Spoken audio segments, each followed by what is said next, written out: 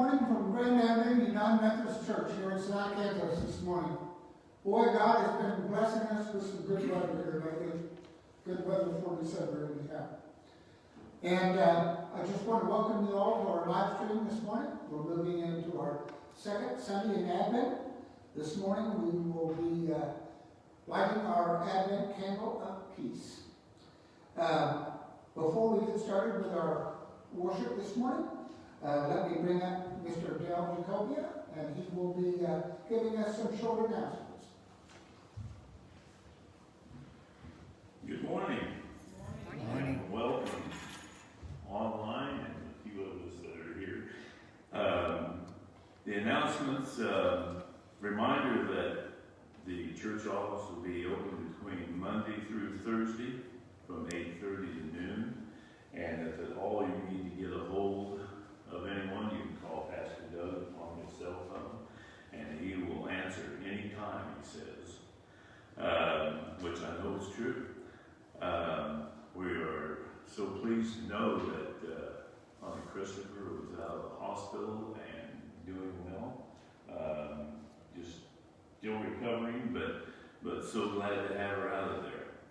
Also a reminder that there will be a Christmas Eve service done, a live stream on the 24th. The time's going to be announced on that of when we're going to do it. And then also we're still looking and planning to hopefully get everybody back into the church on the first Sunday in January. So that's the plans I have going right now. Hopefully that'll all happen. Anything else we need? That should be it. Thank you. All right. All right. Okay. Let us now come in and worship with the playing of our prelude and the lighting of our candles.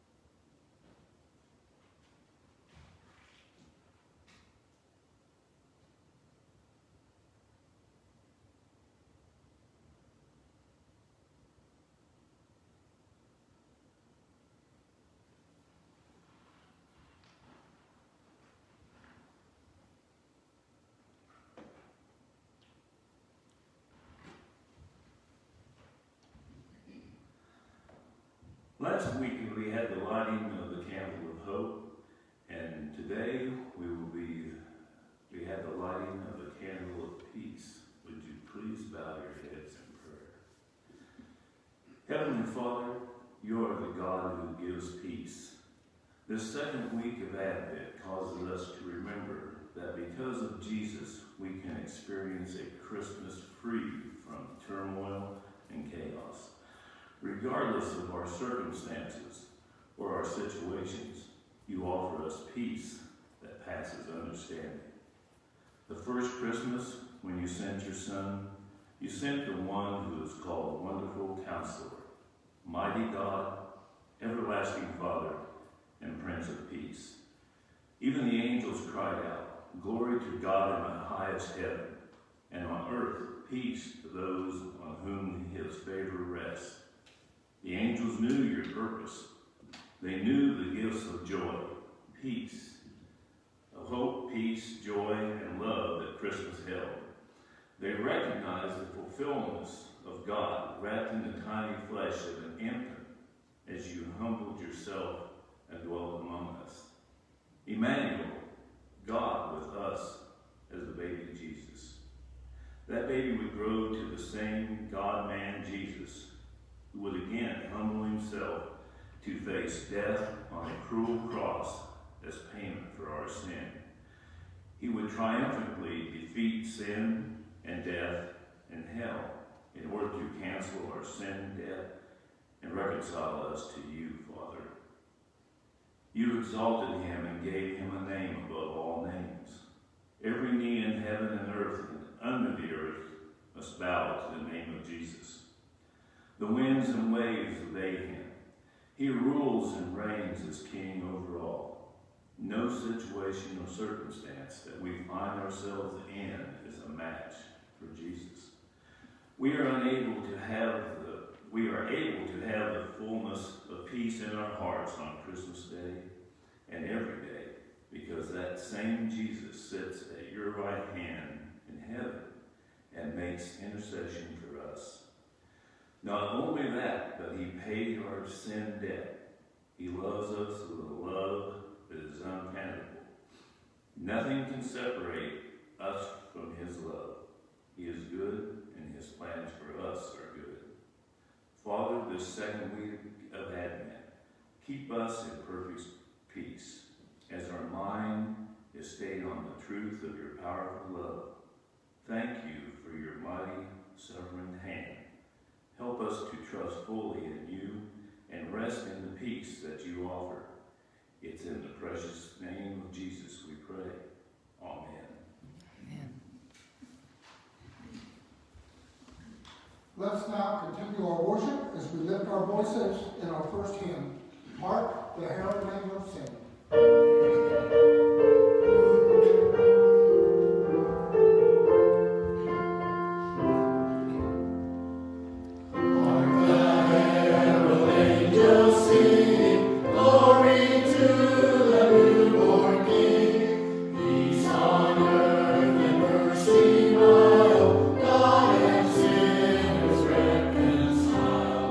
Joyful, ye nations,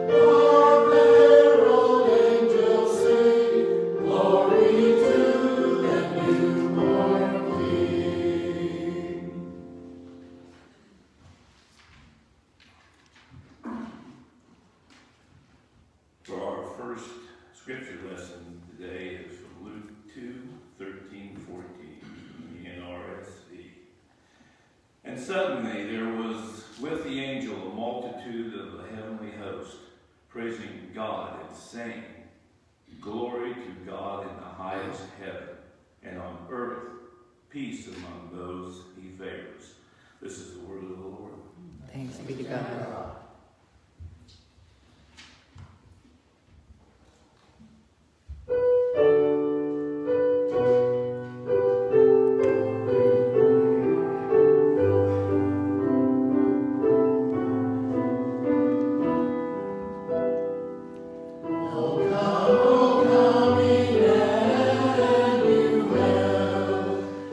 Ransom captive Israel.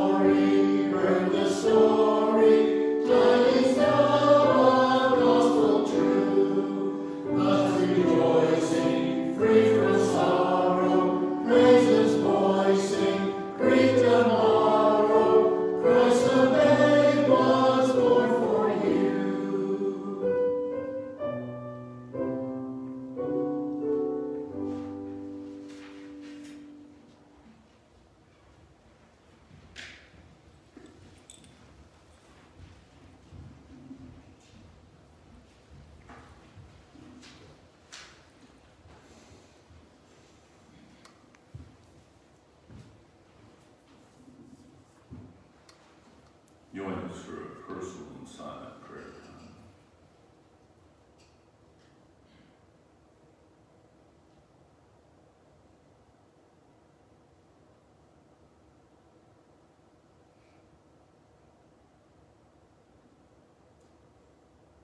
Heavenly Father, we know that you're with us every day, every moment.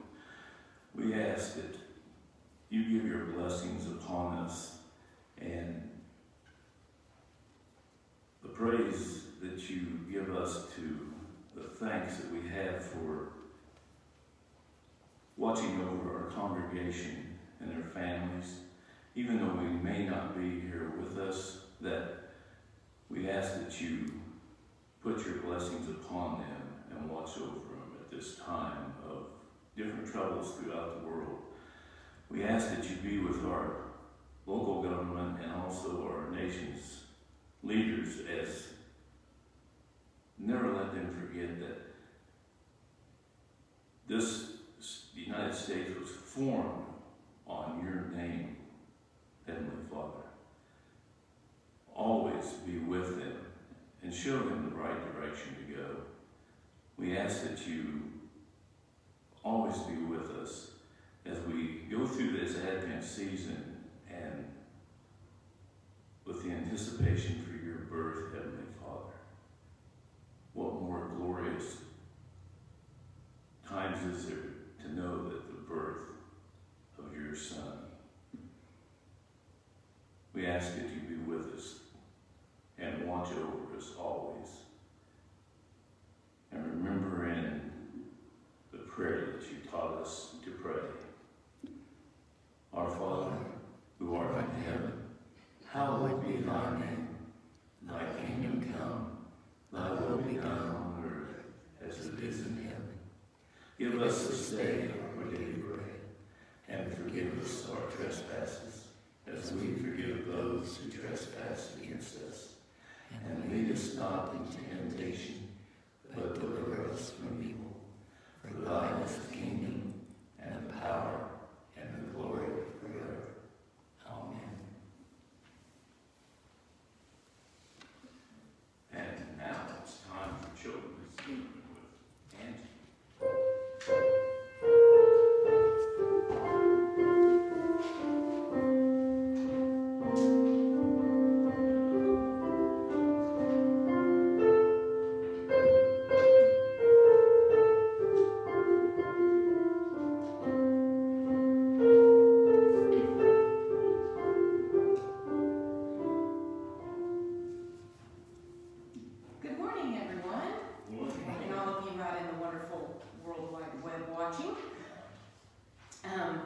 Today I want to share with you a buzzword. And my buzzword for this morning is anxiety. I hear this word used many, many times in any given day. We are anxious about everything. We're anxious about the weather, although we've had very nice weather in December. We're anxious about the news. We're anxious about our children. We're anxious about our bills. We're anxious about COVID. We are just an anxious bunch of people. Well, I ask you today, being the second week of Advent and the candle of peace, can you have peace and be anxious? Something to think of. If you Google that very question, which I did, can you have peace and be anxious? This is what it says. Anxiety can steal peace from your life. So I say to you, you can't be an anxious person if Jesus is rooted in your heart. And I want to read something to you that I'm going to repeat it a couple of times because it really, really spoke to me. So it says, the peace of God allows us to look at others through heaven's eyes. That is just amazing to me. I want to read that again.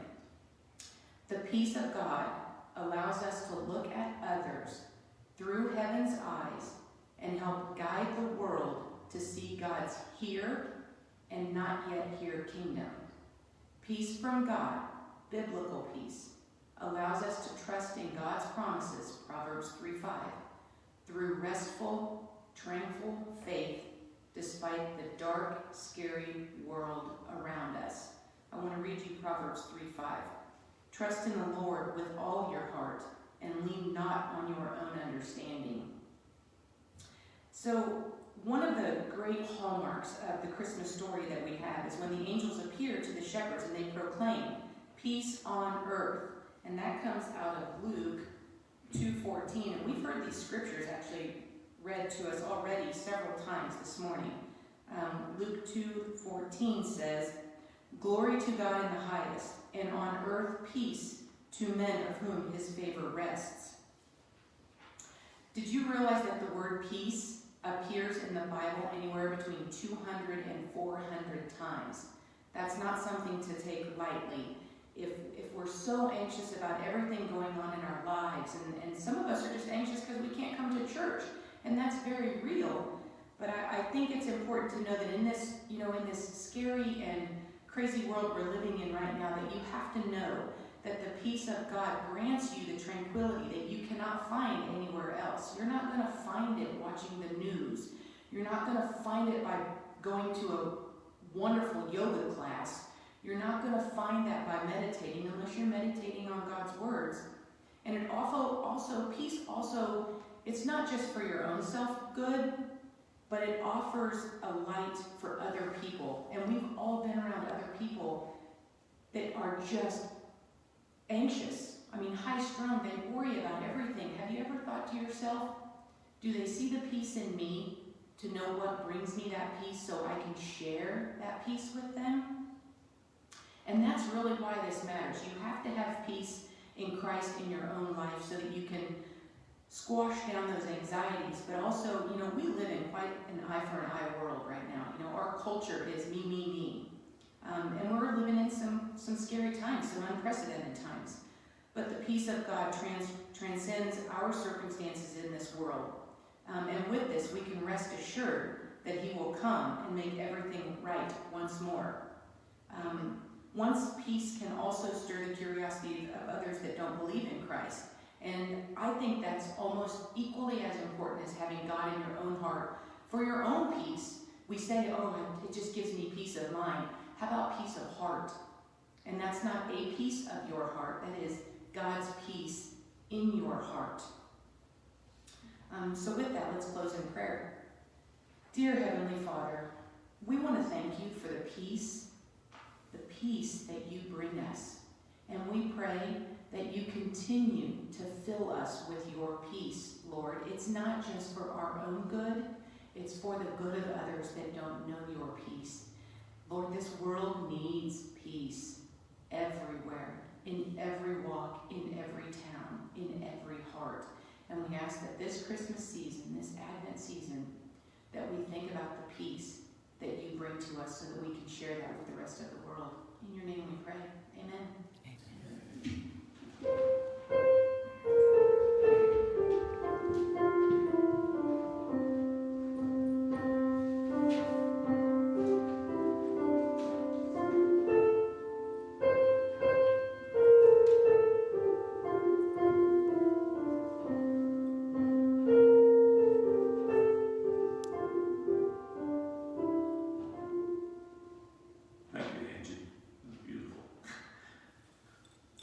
Sure, peace is always needed, and especially at this time and the situation we've been in. At this time, for our offering of our tithes and our gifts, of course, we can't be here, a lot of us in the church for this, but as always, you can still mail it into the church or drop it by when the pastor's here. He'd be glad to take that for you. As always, we are so blessed at what the Lord gives us for doing our tithes and our gifts. I'd like to have a little prayer. Lord, Heavenly Father, we thank you for what you have given us in our life and what we can give to you for the needs of our church and the supporting of ones who need that. We ask that you grace us always with your gifts that you give to us so we may give back to others. In Jesus' name we ask. Amen.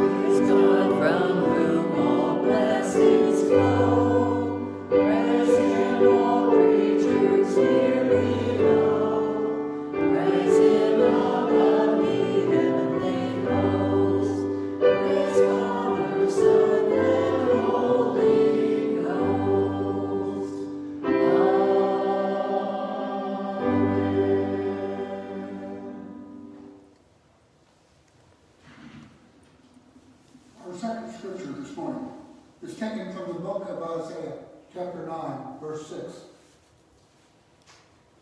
For a child has been born for us, a son given to us. Authority rests upon his shoulders, and he is named Wonderful Counselor, Mighty God, Everlasting Father, Prince of Peace. This is God's word for his people. Thanks be to God. You know, last week we started our Advent season, and we started it with the Advent Candle of Hope. And today we're going to look at the Advent Candle of Peace. And if you look at the book of Galatians, we find that peace is one of the 9 fruits of the Spirit that we find listed in that book there. Now I want you to notice something else in that book.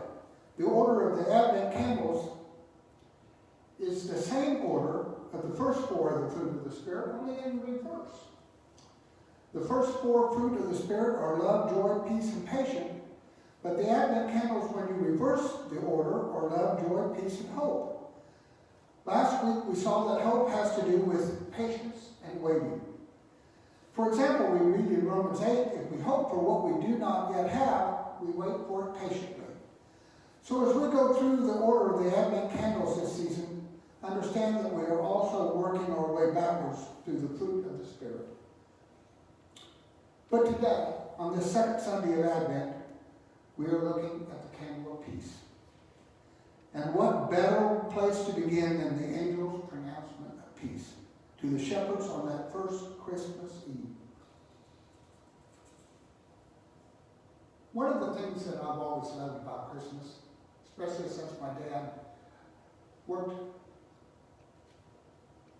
and built so many nativity scenes that are shared throughout our family, is I just love those nativity scenes. And one of the things I love about nativity scenes is they're so peaceful.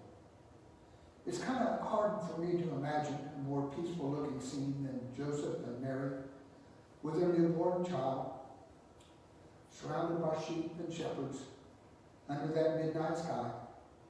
We even sing about it in one of the most peaceful Christmas carols ever written. Silent night, holy night, all is calm, all is bright. Round about virgin, mother and child, holy and so tender and mild, sleep in heavenly peace. You know, as Angie said, we all long for a peace in our lives. And yet peace is sadly lacking in our world. People are full of worry and anxiety. Our relationships are all full of conflict and stress. The world is full of conflict and wars. But that's where Jesus comes in. Because Jesus is not only our hope at Christmas, he is also our peace.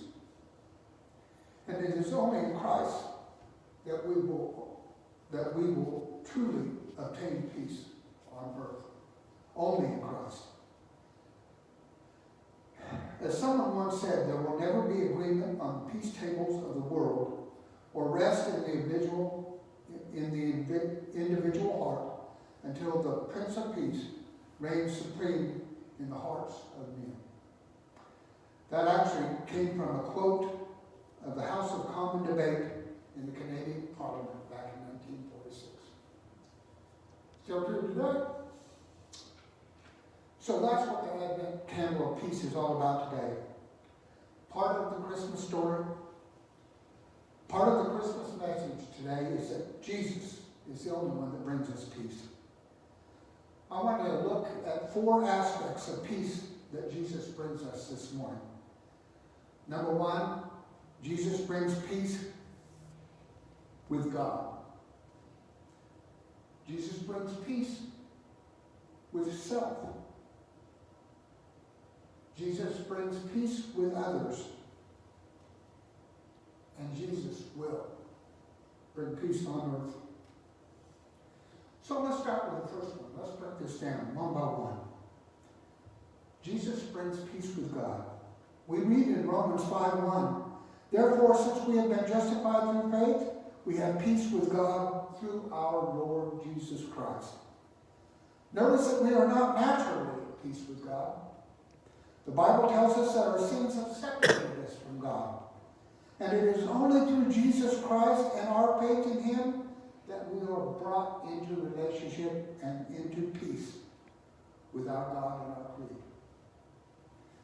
When God first sent the angel Gabriel to Mary, he sent Gabriel with a message of peace. We read in Luke 1:26-30 that in the 6th month, God sent the angel Gabriel to Nazareth, a town in Galilee, to a virgin pledged to a man named Joseph, a descendant of David. The virgin's name was Mary. The angel went to her and said, greetings, you who are highly favored. The Lord is with you. Mary was greatly troubled at his words and wondered what kind of greeting this might be. But the angel said to her, do not be afraid, Mary. You have found favor with God. But she was still troubled. But the angel spoke words of peace and assurance to her, telling her not to be afraid because God was with her. And she had found favor with God. She had faith in God and in his promise of the Messiah to come. Like so many Old Testament believers before her, she had faith in Christ for Christ even came. And now, God had chosen her to be the vessel through which his Son would enter the world.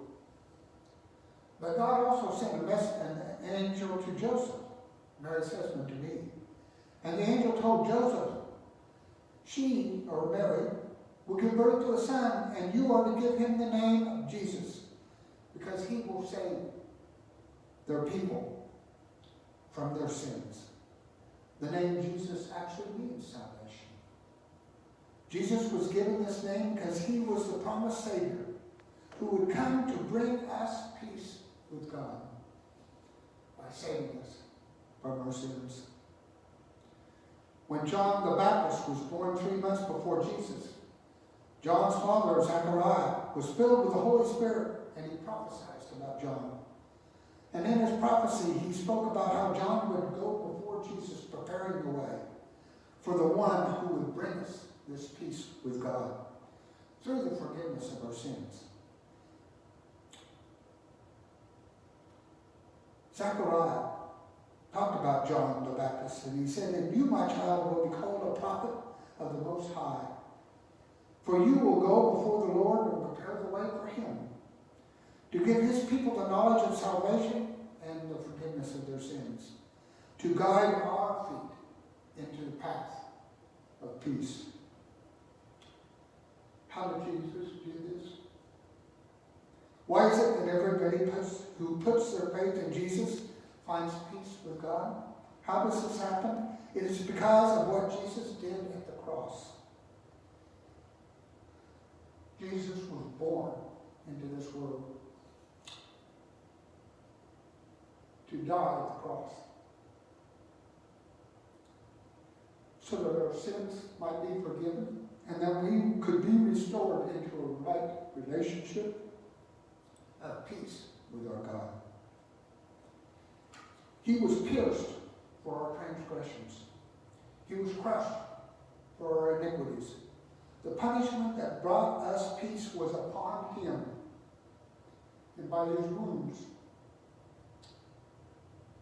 we were healed. This is the first and most important thing that the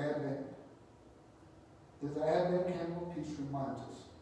At Christmas, Jesus brings us peace with God.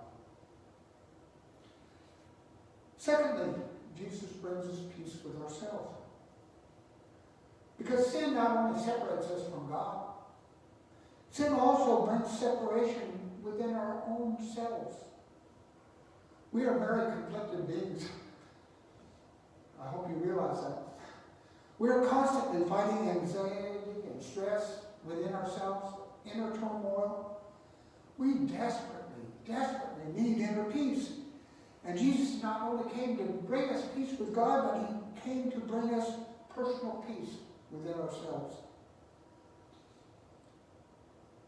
I think you've all possibly heard of a man named Simeon. God had promised Simeon that he would see the Messiah before he died. And wouldn't you know it? The Holy Spirit moved Simeon into the temple. Moved him into the temple courts just as Joseph and Mary were bringing the infant Jesus into the temple. We read in Luke 2 that Simeon took Jesus in his arms and praised God, saying, "Sovereign Lord, as you have promised, you now dismiss your servant in peace. For my eyes have seen your salvation, which you have prepared in the sight of all people." Simeon is a wonderful example of Jesus bringing personal peace. We sometimes talk about our bucket lists, all the things that we want to do or accomplish before we finish our lives on earth. Well, apparently, Simeon only had one thing on his bucket list. He wanted to see the Messiah before he died. And when he finally did, when he finally saw Jesus, that was all he needed.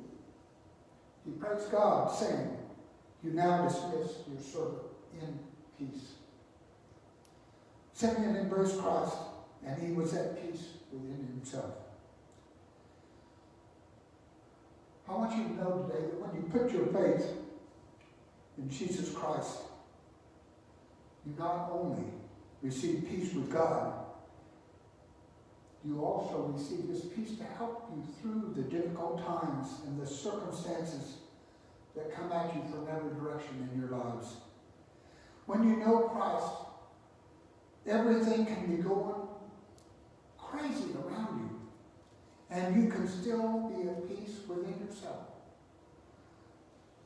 Philippians 4 instructs us, "Do not be anxious about anything, but in everything, by prayer and petition with thanksgiving, present your requests to God, and the peace of God, which transcends all understanding, will guard your hearts and your minds in Christ Jesus."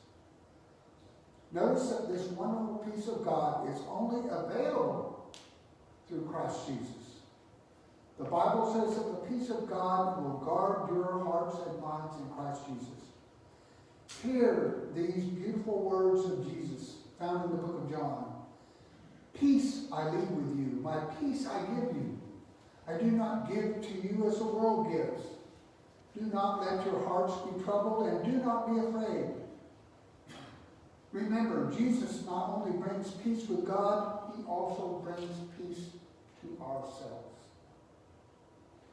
And then thirdly, Jesus brings us peace with others. We have a wonderful example of this early in the Christmas story. When Joseph first heard that Mary was pregnant, he considered breaking off the engagement. He must have been terribly hurt and confused, thinking that perhaps Mary had been unfaithful to him. But then we read in Matthew that after he had considered this, an angel of the Lord appeared to him and said, Joseph, son of David, do not be afraid to take Mary home as your wife, because what is conceived in her is from the Holy Spirit. If Mary was pregnant with any other child, Joseph most likely would have broken the engagement. But this wasn't any other child. This was Jesus. And he was conceived by the Holy Spirit. And so Jesus, even before he was born, brought peace between Joseph and Mary and kept their marriage from coming apart. We go through many challenges in this life, and one of the most difficult is when our relationships are in turmoil. That's when we need to ask Jesus, the Prince of Peace, to come and bring us peace in our relationships, to reconcile and to restore our relationships with others. Ephesians tells us, for he himself is peace, who has made two one and destroyed the barrier, the dividing wall of hostility. Jesus came to break down barriers, to bridge gaps, to bring people together, and to restore peace to our damaged relationships. As believers in Christ, we are called to follow in his footsteps. Colossians tells us in Colossians 3:15, let the peace of Christ rule in your hearts, since as members of one body you were called to peace. Jesus brings us to peace in others. So Jesus brings us to peace with our God. Jesus brings us to peace with ourselves. Jesus brings us to peace with others. And finally,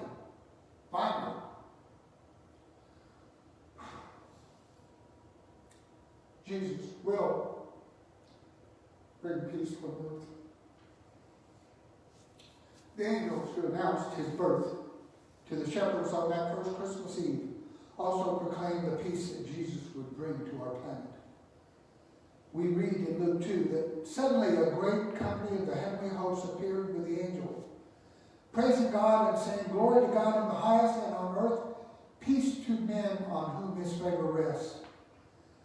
This was a peace that was prophesied back in the Old Testament book of Isaiah. We read this wonderful prophecy about Jesus back in Isaiah 2:4.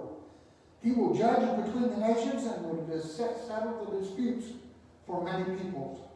He will beat their swords into plowshares and their spears into pruning hooks. Nation will not take up sword against nation, nor will they train for war anymore. Some people might ask, how do we know that Isaiah was talking about Jesus bringing peace and not just God in general? Well, let's flip forward a few chapters in the book of Isaiah, and we will find these words about who will ultimately bring peace on earth. For to us a child is born. For to us a son is given. We read that scripture today, right before this message. And he will be called Wonderful Counselor, Mighty God, Everlasting Father, Prince of Peace. There will be no end to his government. There will be no end to his peace. This is a clear prophecy about Jesus, who was born as a child and will one day bring peace over all this earth. But then it gets even better. How can it get even better? It gets even better because it will not only end war among all nations, it will extend to even nature and the animal kingdom.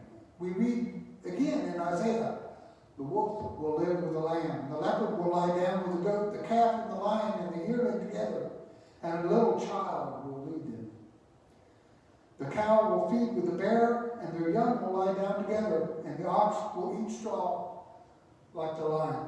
The infant will play near the hole of the cobra, and the young child will put his hand into the viper's nest.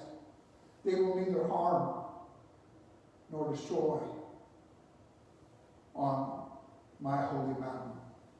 For the earth will be full of the knowledge of the Lord as the waters cover the sea. Jesus truly is the Prince of Peace. Jesus will not only bring peace to the earth, but he will bring peace to the whole universe. And he will reconcile all things to himself in heaven and on the earth.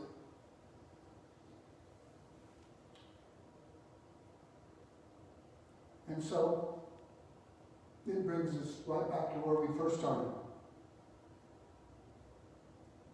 The reason that Jesus brings peace with God, with ourselves, with others, and on earth goes right back to the cross.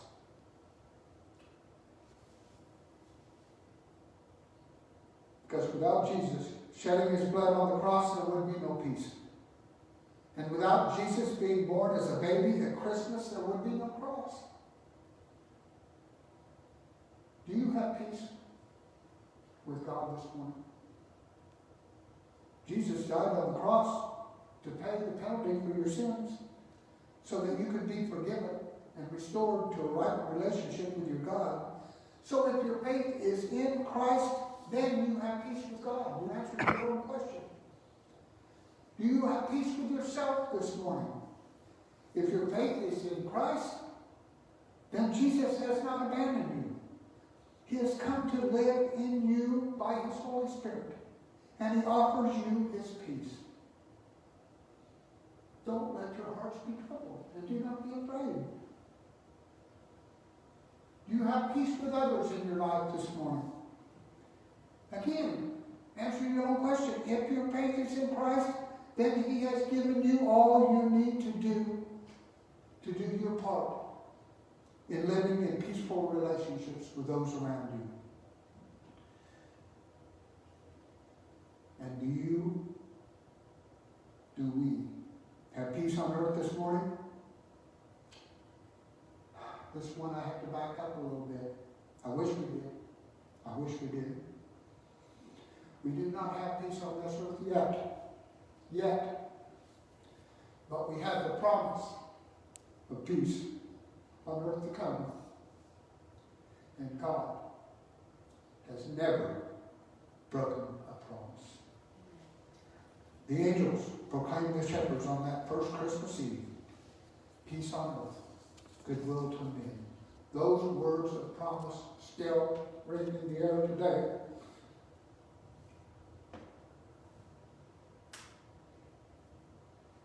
Amen.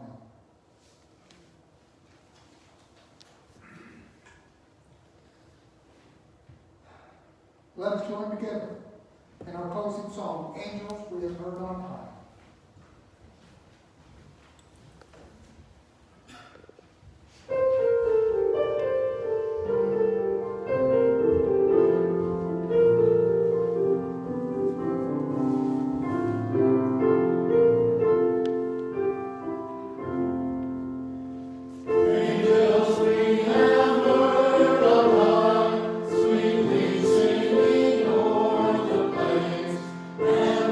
Mountains